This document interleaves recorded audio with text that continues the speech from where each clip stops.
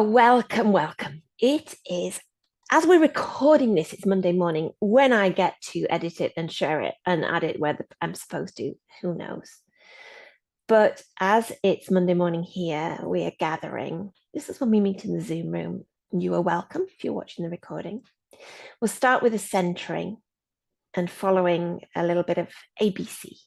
And the reason I repeatedly go over ABC is so that you can feel that, learn that, experience that in your body so that you can do it yourself. You don't need anyone to guide you. So A is awareness. Notice the space that you're in, what you can see, what you can hear, what you can smell, taste. Notice your feet, if they're on the ground, or your body resting on the furniture. And notice how you feel inside. How am I in this moment?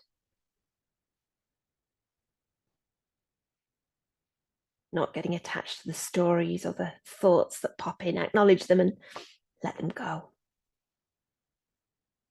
Notice the breath, its natural cycle. Hey, awareness, be as balanced. So have a little rock, back and forth, side to side, up and down. Have a wiggle and a jiggle and settle into that effortless spot, or the point of least effort. Perhaps you can bring some balance to the breath, breathing in and out kind of equally. C is core. So we're looking for softness without collapse, softening through the gaze, softening through the eyes, cheeks, neck, shoulders, chest, belly. You can add an audible out breath that can help. See how that feels. Second C, connection. If you're in the Zoom room, you might take a look at the screen. Pick a face. Have a smile. And you can also bring to mind someone that makes you smile, makes you feel warm inside, past or present, pet or person. And then let that go. And notice for a moment, notice again how you are now. And if there's a shift. Okay, we are going to pause the recording and check in. For those watching the recording, my invitation to you is 3 words. 3 words works well. 3 words that describe or convey how you are in this moment. I'll pause. Okay, we've just had a bit of a decision in the Zoom room about what word today. And the word that we have chosen is dignity. So first, notice that word. Even say it in your own mind or even out loud. And notice how that lands in your body, what it means cognitively to you, but then what it means as an embodiment. If it's something that you are drawn to that feels positive, if it's something that you reject, if it's something that is familiar, but we'll just sit with it for a moment.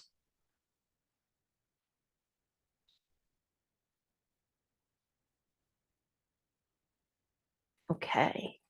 And if you were demonstrating dignity in your body, how would that be? How would it look? What would I see? What would we see?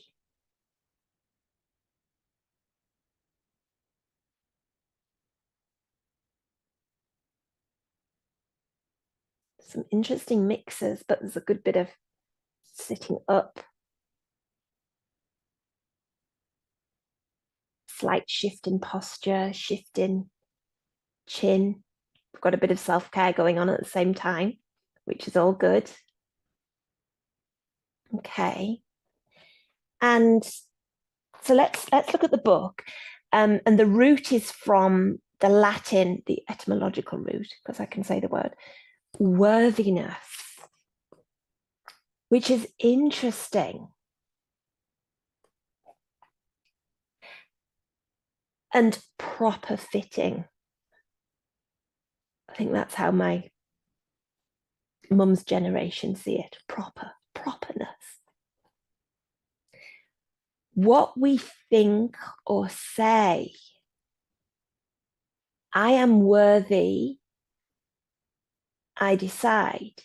Now that brings an interesting slant to it, because if there is a sense of despair, interestingly, or struggle, that worthiness might be more difficult to grasp hold of.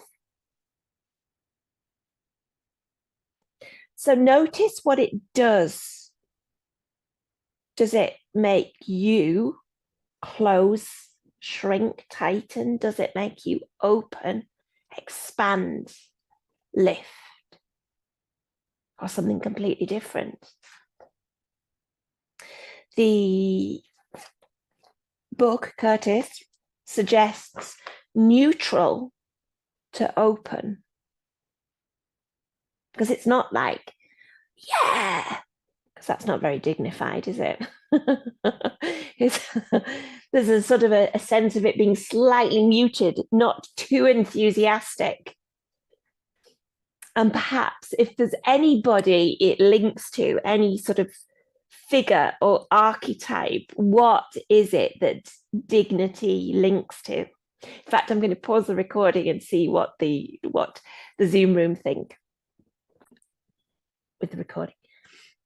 So the comment there is about a grandmother liberated from another country and coming to the UK in many decades ago, and linked with that, overcoming some things and rising, almost rising out of that, but with humor, a touch of humor, and a lengthening of the spine, and an embodiment of that whole being. And at the same time in the chat, which is also what came to me, whether you agree with the royals or not, the Queen.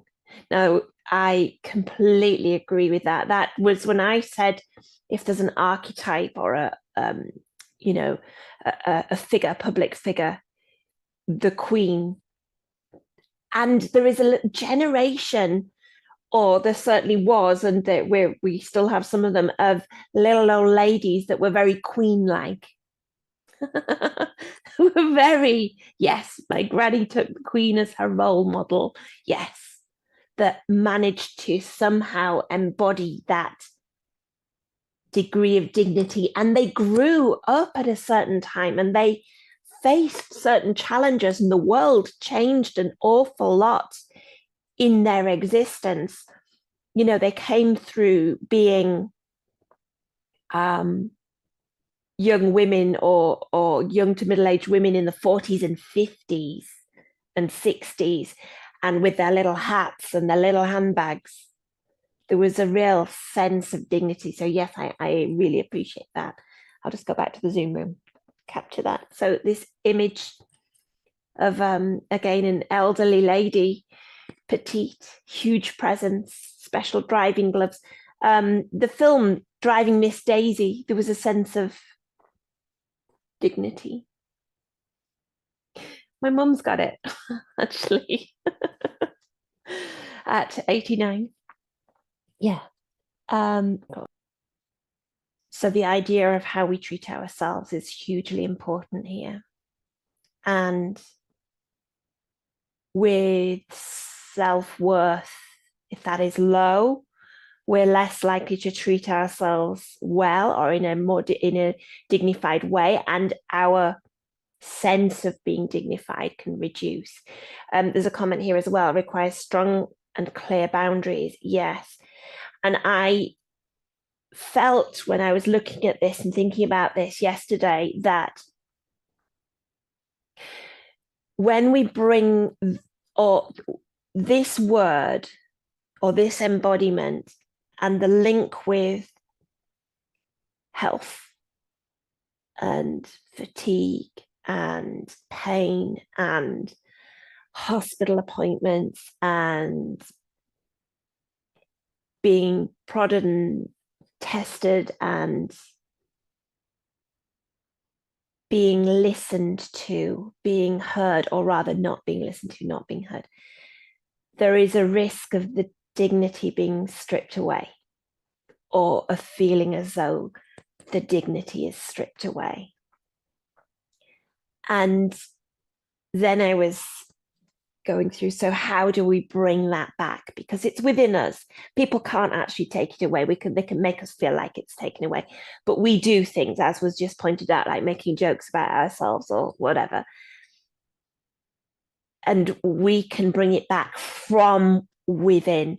And that comment in the chat about strong and clear boundaries is partly related to that this is me and this is the information even that I'm presenting you in a health consultation. And whether that person is listening or not, we can still present. We can still offer it. We still know it to be true. I think systems can make us feel like our dignity is stripped away. And maybe one of the things we can do is rediscover it within.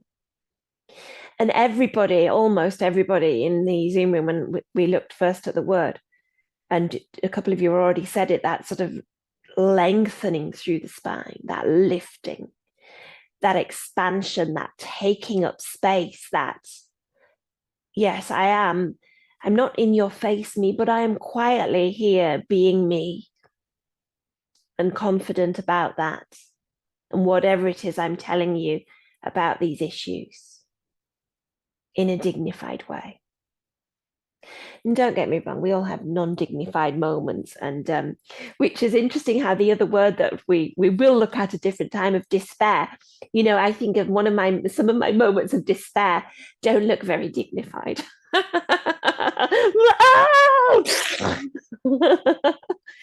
that's okay. That's okay. It doesn't mean you lose dignity. You're allowed to have despair. You're allowed to have I am allowed to have the full range of emotion and sensation, but we are still dignified. We still have our dignity. What else does the book tell us? Related emotions, respect and honor. And maybe it's the respect that can feel eroded when we're trying to present information and it's dismissed, it's thrown to one side, it's rejected, it's simply not heard. But I can still walk tall, head held high. How it feels on moves us to take a stand for ourselves. And that's what I'm talking about, really, isn't it? Taking a stand. And it doesn't have to be a noisy stand. It doesn't have to be shouting, screaming, quietly taking a stand. You know, I've taken to doing an online, sending my GP practice, because there's no point in saying one GP because I'm never the same GP. It's mainly the same GP, but I send a letter now every year at the beginning of the year. And I say at the top, no action required. Because there was one year he said, oh, I didn't read it, right? So I thought, fine, okay. But I'm updating my medical notes in a dignified way every year. So I give a full overview. It's to protect myself if a new GP comes onto the scene, or I'm trying to get medication that somebody doesn't know about and it's already in my system, or I'm trying, repeat prescriptions, etc. Or and I really recommend this if you claim any support in any way, from Blue Badge to PIP to retirement stuff, any of those things, if it's in your records every year that there is an update, then you're not relying on the GP, and the GP will go to it. They'll go to your letter. So every year I go through the same things. These are the updates in each of these areas. No action required, right across the top. And it's dignified. I didn't know it was until we started doing this. Try and seek some respect as well, to take a stand for ourselves. It also that demonstrates something over a long period of time, how our body might feel relaxed and alert. So it's, yes, you're up, but it's not like standing to attention, is it? There's a sense of being, there's a slight softness in it. And yet still, it reminds me as I do it of me being back at work, back as a consultant psychiatrist in big meetings, trying to defend somebody and look after somebody, and facing the battle ahead and the people behind. How our breath might be long, slow, even, and deep. How our body might shape itself erect but not rigid. Maximum length and width, and that's what was said in the Zoom room, lengthening but taking up space. Quietly calm, quietly dignified. Dignity. So you already have it. You already have it. Sometimes we might need to rekindle it a little bit.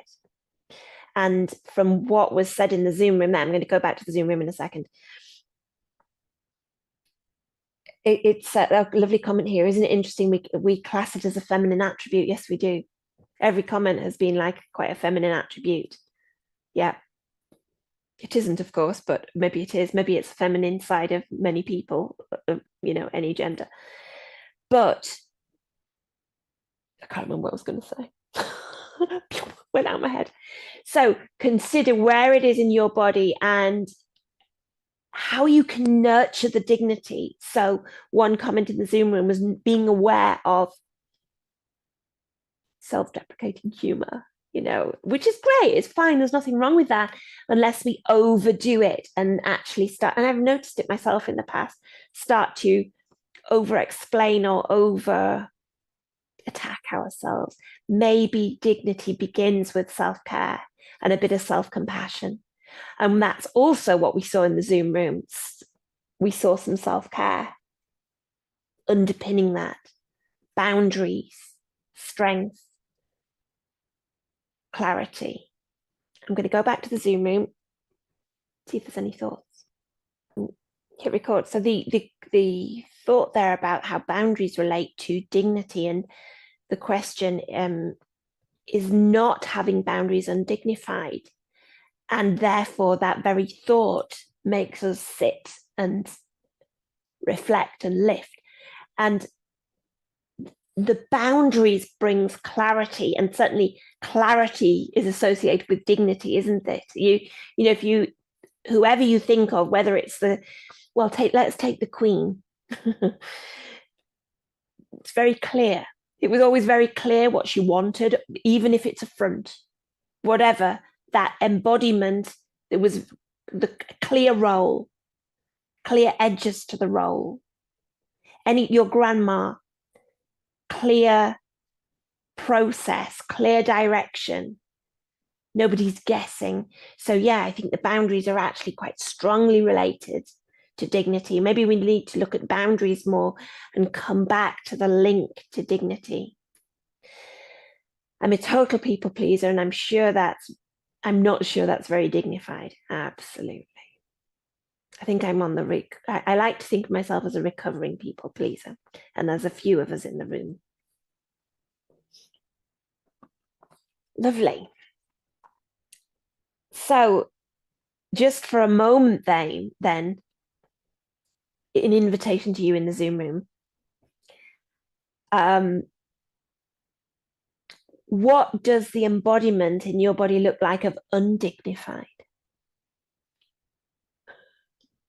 I'm not recording I wish I was, but I'm not recording the gallery view, but go for it. That was great.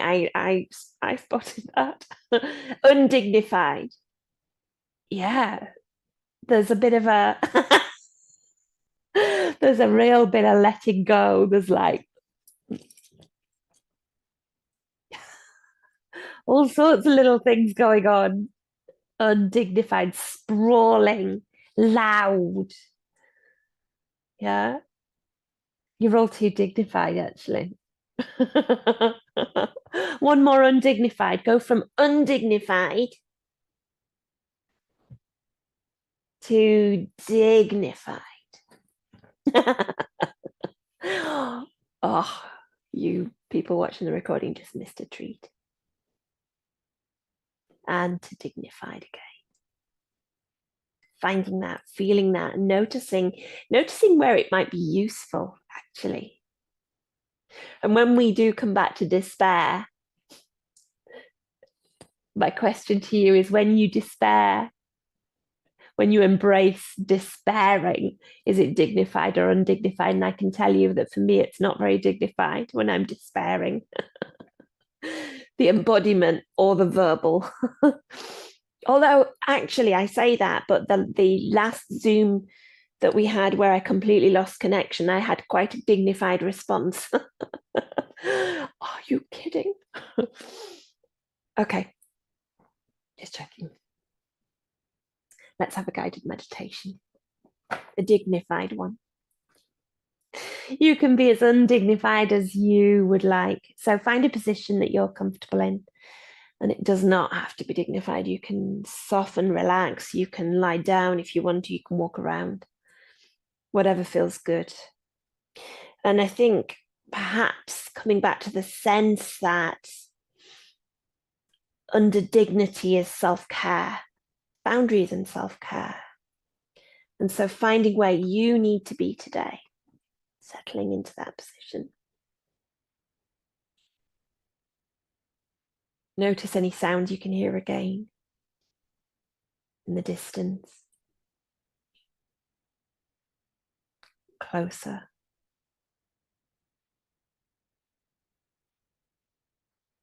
And take awareness to yourself, to your body, to yourself as a whole body.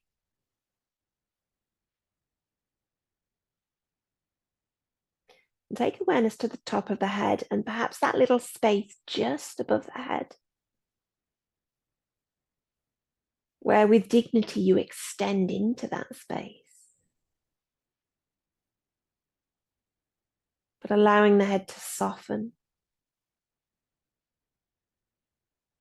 Softness through the face, around the eyes, the cheeks.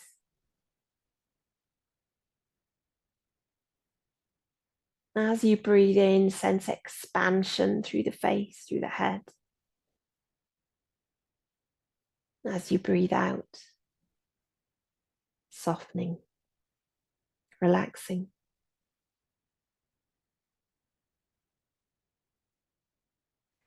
Moving awareness from the head down through the neck and into the arms.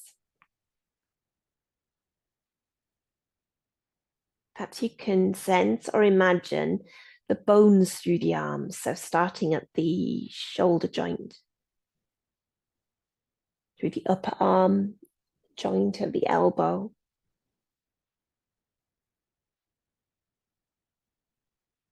the structured bones of the forearm and into the hands. So many bones in the hands, the fingers, the thumbs.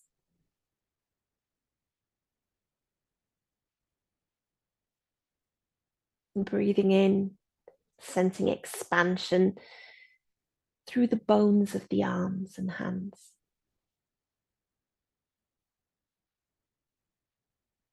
Breathing out, softening, relaxing.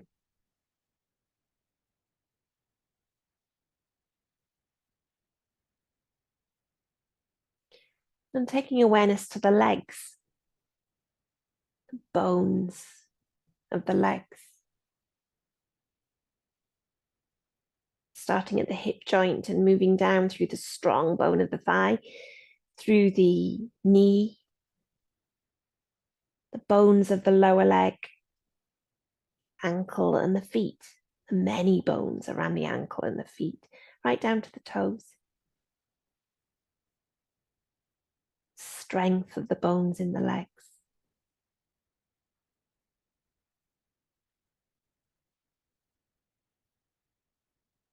Breathing in,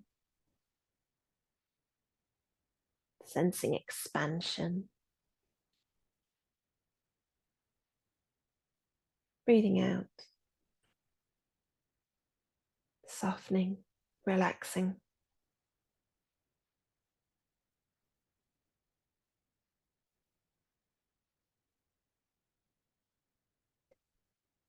Taking awareness to the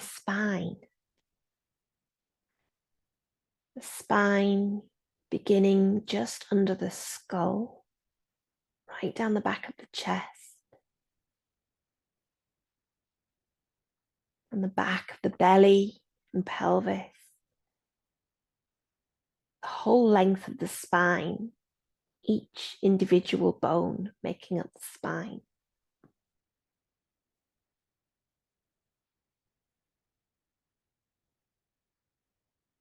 The spine that brings dignity, that expands, lengthens.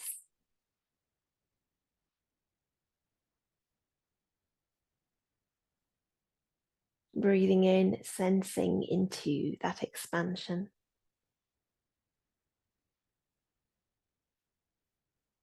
Breathing out, softening, relaxing.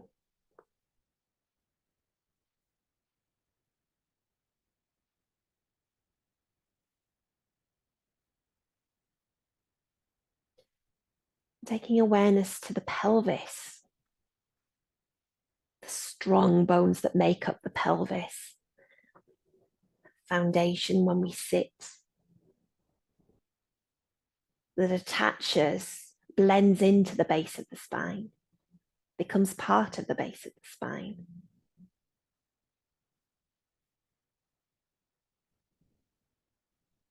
Allows that strong foundation to sit tall, dignified.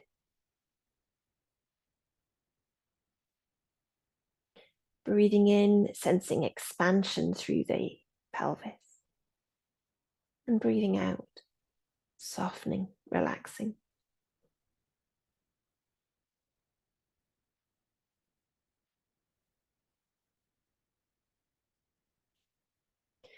And taking awareness to the bones of the chest, the spine at the back, and the ribs, like a basket, around the chest and the sternum at the front, the breastbone.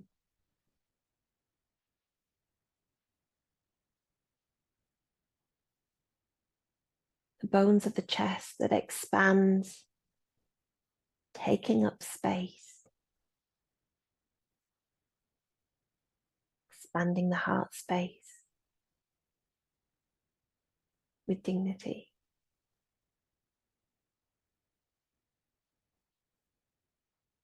Breathing in, sensing that expansion, and breathing out, softening, relaxing.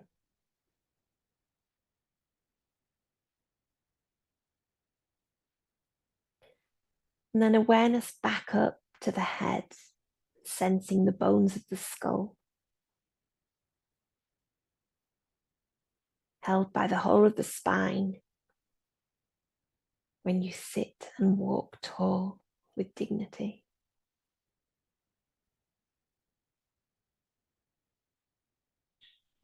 Breathing in,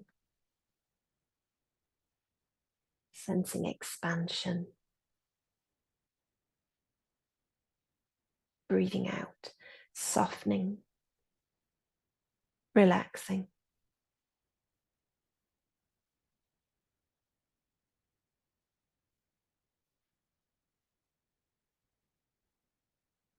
And sensing the whole of the body, the whole skeleton of the body, each individual bone in the body, making up the strong structure.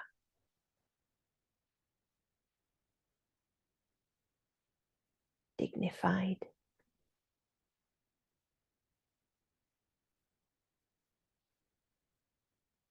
And breathing in, sensing expansion through the whole structure of the body. Yourself as a body. Breathing out, softening,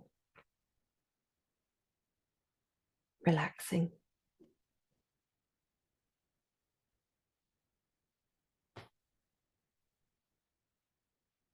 and perhaps sensing self-care, self-kindness, self-compassion through that whole bony structure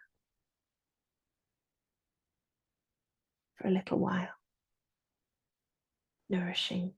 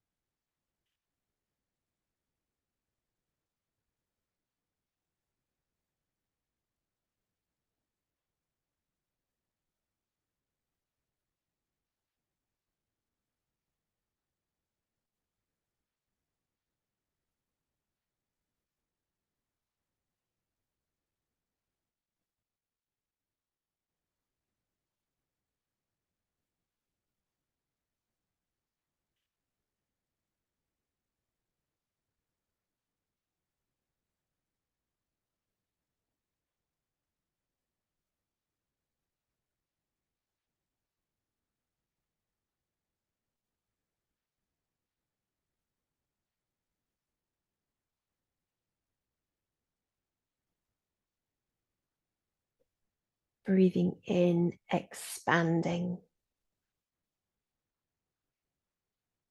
Breathing out, softening, relaxing.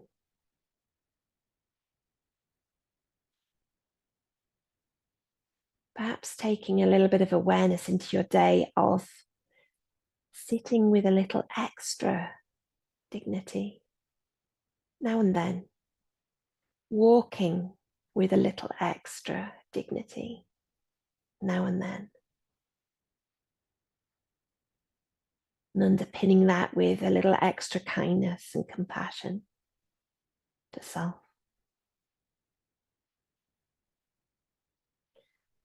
Taking any movements you need, perhaps a stretch, perhaps a wiggle,